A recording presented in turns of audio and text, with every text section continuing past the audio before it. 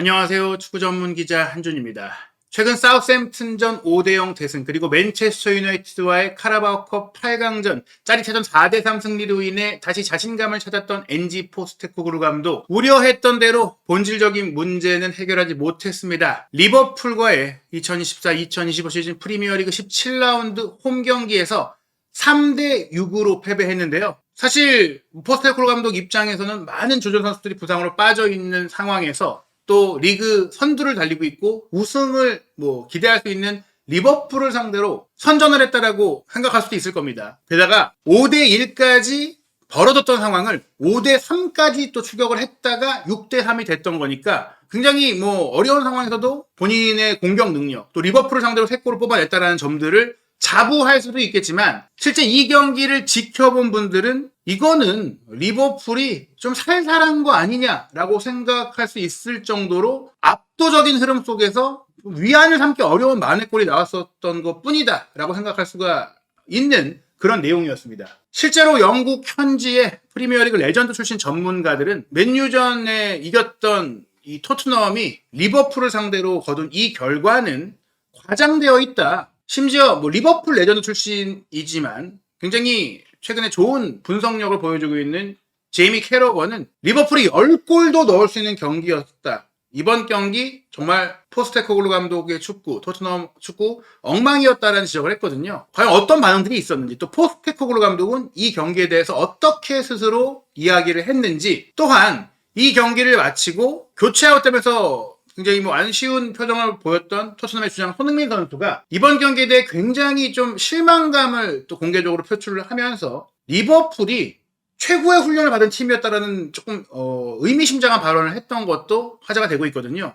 이 전체적인 내용들, 영국 현지 중계 반응과 또 포스테코글루 감독, 슬롯 감독의 인터뷰, 그리고 손흥민 선수의 인터뷰 내용까지 정리를 좀 해드리도록 하겠습니다. 토트넘이 3대6으로 패배를 했고 리버풀이 태풍 문제로 인해 에버튼과의 이 머지사이드 더비가 연기되어서 다른 팀들보다 한 경기를 덜 치렀음에도 불구하고 현 시점 크리스마스를 앞두고 프리미어리그 선두를 지키고 있습니다. 승점 39점으로 이번 17라운드 에버튼과 비긴 2위 첼시와의 승점 차를 4점으로 벌려놨고 디펜딩 챔피언인 맨체스터 시티와의 승점 차이는 거의 12점이나 한 경기를 덜 치르고도 벌어졌기 때문에 거의 지금 이 정도면은 아직 후반기 경기가 통째로 남아있긴 해도 리버풀이 이변이 없는 한 우승을 차지하지 않겠느냐 그런 얘기가 나오고 있는 상황인데요. 이 경기의 그 내용 다시 한번 말씀드리지만 저도 입중계를 하면서 그렇게 말씀을 드렸어요. 이거 리버풀이 10골은 넣을 수 있는 경기 내용이었다. 그 말을 제이미 캐러가가 똑같이 했습니다. 그러면서 경기를 앞뒀던 사전 기자회견에서 아르네 슬롯 감독이 굉장히 포스테코글루 감독을 칭찬하고 또 찬사를 보내는 인터뷰를 했었어요. 공격적인 플레이 스타일에 대해서도 좋게 얘기했고 덕담도 했고 토트넘이 우리와 맞붙는 카라바오컵은 아니지만 그건 우리가 우승을 해야 되니까 유로파리그에서는 우승을 하길 난 응원하고 있다. 이런 얘기도 했거든요. 하지만 그 발언들이 대대적으로 이 슬롯 감독이 압박감을 갖고 있는 포스테코글루 감독을 지지하는 것과 같이 받아들여지고 보도가 됐지만 캐러건은 이렇게 이제 스카이 스포츠 해설을 하면서 얘기를 했습니다. 그 기자회견 정말 웃겼다고 생각을 합니다. 사람들은 그가 안지 포스테코글루 감독을 옹호한다고 생각했겠지만 저는 단 1분도 그렇게 생각하지 않았습니다. 슬롯 감독은 토트넘이 카라바오컵 맨유전과 같은 방식으로 리버풀을 상대로도 경기를 하기를 간절히 바랬고 실제로 그렇게 경기를 했습니다. 즉 우리를 상대로 또 공격 축구를 하길 바랬다는 거죠. 그럼 화끈한 축구, 공격적인 축구를 해서 공간을 만들어주고 우리가 쉽게 공략할 수 있도록 해주길 바랬던 것이다. 유도했다는 거예요. 영리하게. 칭찬해주면서 그렇게 축구해라. 너네 하던 대로 계속 밀어붙여라. 그럼 우리가 쉽게 이길 수 있으니까. 그렇게 농락했다라는 겁니다. 그러면서 이번 경기 리버풀이 10골을 넣을 수 있을 정도로 토트넘의 수비가 허술했다. 내가 만난 서포터들이 이 경기 결과 6대3으로 이긴 거, 10,000골 넣은 거 당연한 결과였다라고 말하더라. 이렇게 얘기를 했어요. 슬롯 감독은 이번 경기를 마치고 나서도 포스테코글루 감독에 대해서 저는 포스테코글루의 축구 스타일을 좋아합니다 라고 하면서 그가 하는 일과 작업을 좋아합니다. 그가 비판받고 욕을 먹어야 될 사람이 아니라고 생각을 합니다. 포스테코글루 감독은 지금 지난 15년에서 20년 동안 이기는 것이 당연하지 않았던 팀, 우승이 당연하지 않은 팀을 맡고 있으니까요. 저희가 잘하고 있는 건 리버풀이 원래도 좋은 팀이었기 때문이고 우승하던 팀이었기 때문입니다 라고 얘기를 하면서 팀의 수준 차이가 있어서 그런 거 아니겠느냐 이렇게 얘기하면서 포스테코글루 감독을 두둔하는 것처럼 얘기하면서도 돌려가고 약간은 비판하고 비아냥거리는 코멘트를 한 거예요. 그리고 이렇게 얘기하죠. 하지만 그는 팬들을 즐겁게 해줍니다. 물론 오늘은 아니었겠지만요. 이 얘기도 그래도 많은 골 보여주고 축구 팬들이 좋아할 만한 축구하는 감독 아니겠느냐. 어차피 토트넘 우승도 못하고 못 이기던 팀 아니냐. 이런 얘기를 하는 게 결코 기분 좋게 받아들일 수가 없다라는 거예요. 제이미 캐러건은 경기 도중에도 이렇게 얘기를 했습니다. 전반 1분부터 특히 36분까지는 리버풀이 완전히 경기를 지배했습니다. 오늘 경기 어떤 정말 놀라운 득점 차이도 나올 수 있었습니다. 오히려 이 스코어 라인 3대6이라는 이 결과 3골 차밖에 나지 않은 것이 토트넘을 과대평가하게 만드는 스코어 라인이라고 생각을 합니다. 토트넘은 이 경기에서 엄청나게 타격을 입었죠. 완전히 넉마가 됐습니다. 거의 너덜너덜해졌습니다. 이런 얘기를 했어요. battered, absolutely battered. 게다가 포스테코글루 감독이 18개월 동안 토트넘을 이끌고 있었는데 이런 메시지를 매일 받았을 것입니다. 지금 이 경기 결과는 실제 토트넘의 경기력보다 과장되어 있다. 이긴 경기도 사실은 상대가 골을 못 넣어서 더 넣을 수 있었는데 못 넣어서 이길 수 있었다. 비기거나 졌어야 하는데 또 비긴 경기도 졌어야 되는데 간신히 비겼다. 진 경기도 더 많은 골을 먹고 졌어야 했다. 저희가 최근에 말씀드렸던 여러 경기들, 풀럼전, 보머스전, 첼시전 그런 경기들 보여주듯이 토트넘은 지금 너무나 부실한 수비 문제로 인해서 그 기회를 상대가 놓친 덕분에 승점을 얻은 것이지 제대로 상대가 기회를 살렸다면 더 크게 처참하게 졌을 거라는 얘기예요. 실제로 토트넘과 리버풀의 경기 기록을 보시면 리버풀의 기대 득점 4.6골이었는데 그 기대 득점만큼의 6골을 넣은 것이긴 하지만 24번의 슈팅 중에 12개의 유효 슈팅 그리고 9개의 빅찬스. 근데 그 빅찬스 중에 살린 건 실제 5골이었고 4개는 미스였다. 즉 4개의 빅찬스 미스가 됐던 장면들도 다 골이 되었다면 정말 리버풀이 10골을 넣을 수 있었다라는 것이죠. 반면 토트넘이 얻은 빅찬스는 2개였고 그 빅찬스보다 많은 3골을 득점을 하게 됐습니다. 경기의 실시간 위협도 그래프를 보면 전반전 토트넘이 득점을 했던 상황도 위협도가 그리 높지 않은 상황에서 나온 골이었고 오히려 리버풀이 더 높은 위협도를 보였던 상황에서도 골이 안 났고 그러면서도 전반전에는 3골이나 넣었죠. 전반전에만. 그리고 후반전에도 3골을 넣게 됐는데 말씀드린 대로 충분히 더 골이 될 만한 상황들이 3번은 더 있었다. 전후반 합쳐서 4번 정도는 골이 들어갈 상황이 더 있었다라는 거죠. 그런 상황에서 또 주목할 점이 5대1에서 토트넘이 2골을 좀 기록하면서 5대3이 됐잖아요. 그러자 리버풀이 6대3을 만들면서 게임을 끝냈는데 이 2골이 나온 것은 토트넘이 좋은 모습을 보였다기보다는 리버풀의 경기 집중력과 긴장감이 떨어졌기 때문이라는 것을 아르네 슬롯 감독이 직접 경기 후 인터뷰에서 이야기를 합니다. 60분 동안은 우리가 해야 할 모든 것들을 다 했습니다. 편안하게 공을 잘 다뤘습니다. 가장 중요한 건 우리 선수들이 매우 열심히 뛰었다는 것이죠. 하지만 그 같은 실력을 가진 선수들이 10분이나 15분 정도는 열심히 하지 않아도 되겠다. 이걸로 충분하겠다라고 생각한 것 같습니다. 그렇다면 그렇게 행동한다면은 토트넘은 골을 넣을 수 있는 충분한 실력을 갖고 있습니다. 우리가 조금만 느슨해져도 토트넘이 골을 넣을 수 있는데 그때 다 이겼다고 생각을 하고 느슨해졌기 때문에 2골을 내줬다는 것이죠. 경기 내내 최고의 컨디션을 유지해야 했는데 우리는 그러지 못했습니다라면서 6대3으로 이긴 경기가 아쉬웠다라고 얘기했어요. 그만큼 더 편안하게 더 많은 골을 넣고 더 골을 덜 먹고 이길 수 있었던 경기였다고 슬롯 감독도 얘기를 했고 경기 후에 리버풀 미드필더인 알렉시스 마칼리스터 역시 이렇게 얘기를 했죠. 이 경기 우리가 너무나 많은 개선점들을 보였다. 더 잘해야 한다라고 얘기를 했습니다. 사실 이 5대3이 됐을 때 이러면 안 되겠다라는 경각심을 리버풀 선수들이 느끼자마자 6번째 골을 만든 장면을 보면 너무 쉽게 골을 넣었어요. 이 6대3이 됐던 85분 디아스의 골 장면을 보시면요. 단 3-4번의 패스가 연결된 것으로 골이 그냥 됩니다. 토트넘 선수들이 내려와 있는데도 말이죠. 이 왼쪽에서 조타가 수비가 모두 자신을 바라보고 있는 토트넘 선수들이 지금 보시면 충분히 내려가 있어요. 하나, 둘, 셋, 이제 7명이 수비 라인에 내려와 있는데도 한 번의 패스를 반대쪽으로 전개해주죠. 이 패스가 그냥 통과돼요. 그리고 이 패스를 받은 소보슬라이가 오른쪽에 살라에게 공을 내주고 그 사이 공간에서 디아스가 침투에 들어갑니다. 3자의 움직임을 가져간 것이죠. 그리고 살라가 디아스에게 패스를 주고 디아스는 옵사이드 탭에 걸리지 않고 들어가서 슈팅을 때려가지고 구석으로 성공시키게 되는데 조타를 2명의 토트넘 선수 존슨과 베리발이 전혀 제어하지 못했고 넘어왔을 때 소보슬라이를 또 그 앞에 있는 미드필더들이 압박하지 못했고 디아스가 침투에 들어간 것을 스펜스도 드라구신도 너무나 쉽게 빠뜨렸고 결국에는 이 비어있는 공간들을 너무나 쉽게 리버풀이 짜여진 패턴 플레이로 무너뜨렸다는 것. 물론 디아스의 슈팅 자체가 굉장히 날카롭게 구석으로 들어가는 점도 있지만 사실 리버풀은 토트넘이 남겨둔 공간들을 너무나 잘 공략을 했어요. 한두 번의 패스만으로, 그리고 한두 번의 움직임만으로, 제한된 선수 숫자만으로 굉장히 효율적인 축구를 한 것이죠. 사실 이날 경기 전반전 선제골 같은 경우도 마찬가지예요. 굳이 빌드업을 하면서 상대 지역을 다 지배하면서 현란한 패스 플레이를 할 필요가 없다. 시원시원하게 방향 전환만 해도 골이 나올 수 있다. 왜 전반전 23분의 선제골도 왼쪽에서 시작된 플레이를 조고메스가 오른쪽으로 풀어줬을 때 토트넘 선수들이 밑으로 내려갔죠. 전방 압박하다가 이제 자기 지역으로 공이 넘어왔으니까. 근데 여기서도 아놀드에 대한 압박이 미진했고 아놀드의 크로스가 수비 뒤로 들어갈 때, 토트넘의 하이라인 뒤로 들어갈 때 소보슬라이와 또 살라에게만 집중을 했던 토트넘 선수들은 바깥쪽에서 들어간 디아스를 완전히 놓쳤고 디아스가 들어와서 다이빙 헤더 슈팅을 성공시키게 됩니다. 헤더 슈팅이 흔하지 않은 디아스를 완전히 프리하게 내줬죠. 이렇듯 단순한 축구, 간결한 플레이, 크로스, 롱볼을 활용한 축구로 충분히 골을 만들어낸 겁니다. 단순하게. 왜냐? 토트넘의 수비가 헐겁기 때문에, 공간이 많기 때문에, 뒷공간이 있기 때문에. 5대1로 이제 긴장감을 늦추게 했던 61분의 득점도 마찬가지예요. 그리 많은 과정이 필요하지 않았어요. 왼쪽에서 학포가 수비 뒷공간, 이 광활한 공간으로 패스를 주죠. 그 뒤를 소보슬라이가 파고들면서 돌파해서 반대편 수비가 이제 몸을 던지는 시점, 슈팅을 때릴 수도 있으니까 그 시점에서 슈팅하지 않고 살라에게 밀어주고 살라가 가볍게 득점을 하는 상황. 그냥 3명의 선수가 원터치로 툭툭툭으로 골을 넣은 거예요.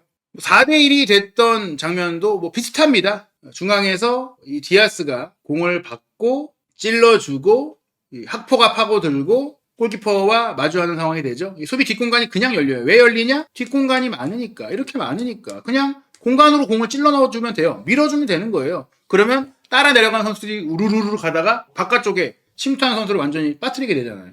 이 상황도 이 학포의 컵백을 소보슬레가 슈팅한 것, 연달아서 그레이가 6탄방으로 막아냈지만 흘러나온 공을 살라가 결국에는 밀어넣게 됩니다. 가운데를 막아도 블라인드 사이드에 따로 떨어져 있던 선수들이 결국에는 프리한 상태에서 슈팅을 할 수 있는 것이죠. 이런 문제들을 보면서 영국 BBC에서 해설을 맡았던 아일랜드 대표 출신 공격수 클린턴 모리슨은 이렇게 얘기를 했어요. 포스테코글루는 변하지 않을 겁니다. 그게 그의 방식이고 그게 믿는 것입니다. 전반전 끝나기 전에 3번째 골이 나왔는데 그게 이 경기의 결정적이었죠. 드라구신을 비롯한 토트넘 선수들 전체가 너무 나이브했습니다. 순진했습니다. 그리고 그것이 토트넘이 플레이를 하고 싶어하는 방식이고 그것으로 인해 토트넘이 가장 재미있는 팀으로 보이긴 하지만 기복이 있을 수밖에 없는 이유입니다. 부상자가 있다라는 상황을 감안하더라도 지금 토트넘은 올 시즌 4위 경쟁에서 아주 멀리 떨어져 있습니다. 챔피언스리그에 나가기 어려울 거란 얘기죠. 그러면서 포스테코글루 감독은 자신이 원하는 대로 경기를 준비할 수 있겠지만 그 경기가 실제로 실전에서 통하는지의 여부는 완전히 다른 이야기가 됩니다. They should be doing better. 그들은 이것보다 더 잘해야 했습니다. 즉, 이 결과와 내용은 사실 포스테코글루 감독의 책임이다. 부상자가 많고 어떤 다른 경기 외적인 문제로 인한 불운이 아니라 그들의 준비가 낳은 결과라는 것이죠. 그들이 추구하는 축구가 야기한 결과라는 거예요. 토트넘 선수 출신이었고 또 뉴캐슬 스트라이커 출신이었고 프리미어리그 득점왕을 차지했던 레스 퍼디난드는 이렇게 얘기합니다. 스카이 스포츠와의 방송에서 지난 시즌에는 토트넘이 탑4에 들 수 있는 팀이라고 말씀을 드렸었지만 올 시즌에는 토트넘이 리버풀, 맨시티, 아스널, 첼시와 같은 팀에게 도전하고자 한다면 무엇이 필요한지, 무엇이 부족한지 확인되었습니다. 지금의 토트넘을 보자면 확실히 그 4강권 팀과는 굉장히 격차가 있습니다. long way away 이런 얘기를 했어요. 이 축구로, 이 정확성으로, 이 완성도로는 챔스는 못 나간다는 것이죠. 토트넘이 그렇게 도전적인 축구를 했지만 이번 경기는 리버풀을 상대로 그들의 전방 압박도 넘지 못했고 사실 점유율은 앞섰다고 하더라도 선수들의 위치를 보면 이 자기 진영을 벗어나지 못했어요. 가장 주목할 점은 손흥민 선수와 크루세스키를 높이 올려놓고 똑같이 맨유전처럼 경기를 운영을 했는데 선수의 포진도와 전반적인 구성은 똑같았는데 뒷키타카만 한 게 딱 보이잖아요. 수비 중에서만 계속 공을 돌려요. 상대에게 빠르게, 상대 뒷공간을 빠르게, 뒷공간이 충분히 있었는데 그 공간에서 찔러넣고 달려들고 리버풀이 마치 토트넘을 상대로 만들었던 장면들과 그 유사한 패턴 플레이를 보였다면 충분히 토트넘이 이 리버풀을 상대로 어느 정도 더 좋은 경기를 할 수 있었는데 무리한 후방 빌드업에 대한 집착이 리버풀을 제대로 공략하지 못한 결과를 낳았다는 거예요. 리버풀이 분명 리그 선두이고 좋은 축구를 보여주고 있지만 그렇다고 해서 과거 맨시티나 혹은 과거의 리버풀, 클롭 감독 시절의 전성기 리버풀만큼 압도적이고 강력하냐? 그건 아니라고 보거든요. 과거 정말 강했던 바르셀로나 같은 팀들이나 유럽을 호령했던 레알 마드리드 같은 팀이나 그런 팀들과 비교했을 때 리버풀은 지금 주어진 선수들의 능력을 최대화할 수 있고 또 경기 결과를 최대한 효과적으로 끌어낼 수 있는 그런 축구를 통해서 성적을 내고 있는 거니까 어찌 보면 토트넘이 가지고 있는 선수 구성은 이 리버풀이 하고 있는 축구와 잘 맞는다. 지금 슬롯 감독이 하고 있는 축구를 똑같이 토트넘이 했다면 토트넘도 사실은 프리미어리그 선두권 경쟁을 하고 있었을 거라고 생각할 수 있을 정도로 리버풀은 효율적으로 신속한 축구, 두세 번의 그냥 효과적인 패스만으로 또 긴 패스를 잘 활용해서 속공으로 역습으로 결과를 내고 있잖아요. 이날 양 팀이 보였던 가장 큰 차이는 위험 지역, 자신의 진영에서 공을 잃어버린 빈도입니다. 리버풀은 빠르게 상대 진영으로 공을 롱볼로 뿌려대면서 20번밖에 공을 잃지 않았어요. 그중에 2개만 슈팅으로 내줬죠. 반면 토트넘은 32회나 자기 진영에서 공을 잃어버렸고 4차례나 그 상황에서 슈팅을 허용했습니다. 그리고 손흥민 선수가 부진했다라고 많이 기록과 경기 내용을 통해서 말씀하시는 분들이 있는데 저는 이 경기는 손흥민 선수가 높은 위치에 배치가 됐지만 거의 기회를 못 받았다. 빠른 타이밍에 뛰어들려고 움직이고 준비를 하고 그래도 공이 안 오고 늦게 오니까 지공 상태로서 상대가 자리를 잡은 상태에서 공격을 하다 보니까 공격이 성공하기가 어려웠던 겁니다. 실제로 득점 찬스 리시브 기록을 보시면 살라의 압도적인 0.49, 소보슬라이가 0.47, 학포가 0.44, 루이스 디아스가 0.34, 리버풀의 4명의 공격수들이 다 많이 좋은 위치에서 공격 기회를 잡은 거가 반면 손흥민 선수는 수치가 나오지 않을 정도, 거의 0.1 정도 수준으로 거의 기회가 없었어요.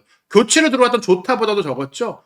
존슨보다도 적었고요. 오히려 쿨루세프스키나 솔랑키에게 좀 더 기회가 왔던 것은 손흥민 선수가 그들에게 좋은 기회에 패스를 줬기 때문입니다. 손흥민 선수 이날 82분에 교체 아웃이 됐는데 부진했기 때문이 아니라 제가 봤을 때는 노팅엄과의 경기를 위해 체력이라도 아끼려고 포스테코글루 감독이 선택했다고 생각을 하거든요. 이날 손흥민 선수 크로스 2개 했지만 연결되지 못했고 슈팅 하나 했지만 빗나갔고 드리블 2번 시도했지만 그래도 한 번 성공을 했죠. 그래도 88%의 패스 성공률로 안정적으로 본인의 미스 플레이로 역습의 위기를 내주지는 않았어요. 이날 말씀드린 대로 손흥민 선수가 돋보이지 못했던 이유는 상대가 뒷공간을 충분히 남겨두고 있는데도 무의미한 뒷키타카와 느린 공격 전개로 인해 좋은 공격 상황을 만들지 못한 토트넘의 전술 방향성의 문제였다는 겁니다. 이 경기에 대해서 포스테코글루 감독은 분명 우리에게는 고통스러운 경기였다. 하지만 리버풀이 우리가 상대하기엔 너무 강했다. 리버풀은 지금 좋은 순간에 있고 컨디션도 좋고 자신감도 좋다. 우리와는 너무 차이가 많았다. 우리는 에너지가 또 부족했다. 이런 얘기를 하는데 리버풀은 최근 2경기 리그에서 비겼습니다.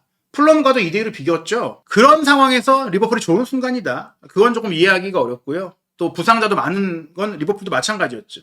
이 부진의 원인이 수비 라인의 또 부진의 원인이 부상자가 많기 때문인지에 대한 기자의 질문에 또 날선 반응을 포스테코글루 감독은 보였습니다. 저는 이 질문에 대답하지 않겠습니다. 사람들이 명백한 이 상황을 보지 못한다면 제가 얘기할 필요가 없지 않겠습니까? 우리는 주전 골키퍼도 부상이고 주전 센터백 2명도 부상이고 레프트백 우도기도 부상 중이고 이런 부분들이 이런 상황들을 이런 사실을 무시한다면 제가 무슨 말을 더 하겠습니까? 사람들은 각자의 방식으로 판단하는 겁니다. 제가 하는 일이 좋다고 생각할 수도 있고 나쁘게다고 생각할 수 있고 그 각자의 의견은 존중합니다. 그러나 리버풀이 만약 골키퍼와 센터백 2명, 레프트백 1명이 없는 상태로 경기를 한다면 리버풀도 힘들 것이고 리버풀뿐 아니라 그 어떤 팀이라든지 힘들 수 있습니다. 그런데 제가 여러 번 말씀을 드리지만 이런 많은 부상자가 발생하도록 했던 그 유연하지 못한 경기 운영, 전술 운영이 결국에 이런 부상자를 많이 발생시켰다는 점에서 포스테코글루 감독에게 책임이 있다라고 얘기를 하는 것이죠. 스카이 스포츠와의 인터뷰에서 또 이런 얘기도 있었어요. 자신의 입지와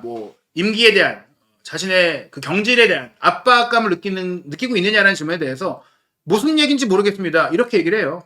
사람들이 저를 판단할 수 있고 판단할 수 있죠. 하지만 저는 지금 어려운 시기를 잘 헤쳐나가면서 더 건강한 팀을 꾸리고 더 높은 순위로 올라가기 위해 노력할 뿐입니다. 지금 있는 우리가 10위에 올라있는 순위표가 좋은 위치가 아닌 것은 맞지만 그 상황으로 인해 제가 이 입지가 불편해졌다라고 말한다면 그거는 그들의 판단의 문제입니다. 저는 개인적으로 잘하고 있다고 생각한다. 이런 얘기인 것이죠. 그러면서 오늘 경기 팬들이 각자 자신이 원하는 대로 느낄 수 있는데 오늘같이 힘든 날에 정말 잘 우리를 대해줬다. 선수들에게 크게 응원해줬다. 라고 얘기를 했어요. 우리가 지금 만들고자 하는 것이 지금 만들고자 하는 축구, 시도하는 축구가 토트넘 구단과 또 토트넘 팬들이 원하는 것이다. 그것을 팬들도 알아주길 바란다. 우리는 당장 눈앞의 성적을 위한 실리 축구가 아니라 멀리 지배적이고 좋은 팀이 되기 위한 과정에 있다라고 또 한 번 강조했는데 리버풀이 지금 어떤 팀인지.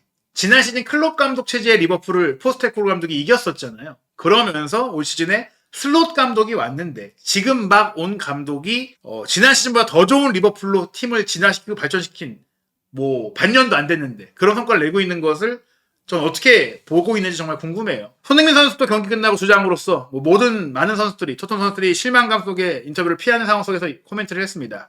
정말 책임감을 보인 것이죠. 오늘 경기 결과 매우 실망했다라고 손흥민 선수가 얘기했고 6골이나 실점한 것이 정말 고통스러웠다라고 했습니다. 또 본인이 교체되기도 했는데요. 그 점에 대해서 손흥민 선수는 제가 무슨 말을 또 뭐라고 말할 수 있겠습니까? 축구 선수는 물론 항상 경기를 뛰고 싶은 마음입니다. 더 뛰고 싶었던 건 맞지만 지금은 뭐 변명하고 싶지 않습니다. 저는 스스로 최대한 날카로운 모습을 보이기 위해 노력을 했습니다. 리버풀은 의심의 여지 없는 리그 최고의 팀입니다. 그들은 최고의 훈련을 받은 수준 높은 선수들이 있다는 걸 우리가 볼 수 있습니다. 물론 이 최고의 훈련이라는 번역 표현은 탑 디시플린이기 때문에 최고의 교육을 갖춘 선수들이라고도 볼 수 있겠지만 여기서 이 디시플린은 팀적으로 잘 준비가 됐다는 의미거든요. 그 팀의 지침을 잘 따르고 있는데 그 지침이 최고 수준이라는 겁니다. 즉 감독이 팀을 잘 이끌고 있다는 표현이라고도 볼 수가 있기 때문에 물론 이게 직접적으로 포스테코글루 감독의 반기를 든다거나 포스테코글루 감독을 비판하고자 하는 멘트는 아니겠지만 리버풀이 정말 잘 준비되고 있다라는 점들이 부러운 마음이 있다는 것을 숨길 수가 없는 표현이겠죠. 리버풀이 최고인 데에는 이유가 있습니다. 실수하게 되면 리버풀 같은 팀을 상대로 실수를 하면 처벌받을 수밖에 없습니다. 그러나 이제 이런 얘기도 했어요. 우리가 꼭 내려서 수비를 한다고 해도 축구라는 것은 많은 골을 실점할 수 있는 리스크가 있다. 뭐 이런 점도 얘기했습니다. 결국에는 지금 팀을 흔들 필요가 없다는 것을 손흥민 선수도 알고 있는 거죠. 흔들어봤자 포스테코글루 감독이 바뀌지 않을 거라는 걸 본인도 알기 때문에 지금 이 상황에서 그냥 뭉치고 이겨내는 것이 해답이라고 생각을 하는 겁니다. 손흥민 선수는 또 한 번 얘기했습니다. 정말 고통스럽습니다. 우리는 함께 움직이고 또 함께 강하게 다시 일어나야 합니다. 그런데 일어날 수 있을까요? 더 철저한 실리축구와 역습축구를 구사하는 누누 에스피리투 산투의 노팅엄과 박싱데이에 경기하죠. 한국 시간으로는 12월 27일 금요일 0시에 18라운드 경기고요. 비토르 페레이라 감독이 부임하면서 본인의 데뷔전, 프리미어리그 데뷔전에 승리를 거둔 울버햄튼과의 경기가 12월 30일 월요일 0시 올해 마지막 경기로 열립니다. 그리고 또한 역시 토트넘을 상대로 엄청난 대량 득점 승리를 경험했던 바가 있는 뉴캐슬과 1월 4일 토요일 밤 9시 30분에 새해 첫 경기가 있고요. 그리고 아직 정확한 날짜가 나오지 않았지만 카라바오컵 4강 1차전이 1월 7일 정도에 열리게 됩니다. 리버풀과 또 만났을 때는 또 어떤 결과가 나올지 우려가 되는데요. 과연 포스테코글루 감독이 이대로 정말 계속 불구덩이에 뛰어드는 축구로 토트넘을 더 나락으로 빠뜨리게 될지 아니면 레비 회장이 이제라도 정신을 차리고 어떤 특단의 조치를 내리게 될지 한준TV에서 이 손흥민 선수의 역대급 도전 정말 어떤 상황이 앞으로 펼쳐지게 될지 구독, 좋아요, 알림 설정을 통해 최신 소식 그리고 깊이 있는 분석과 현지 반응 확인하시기 바랍니다.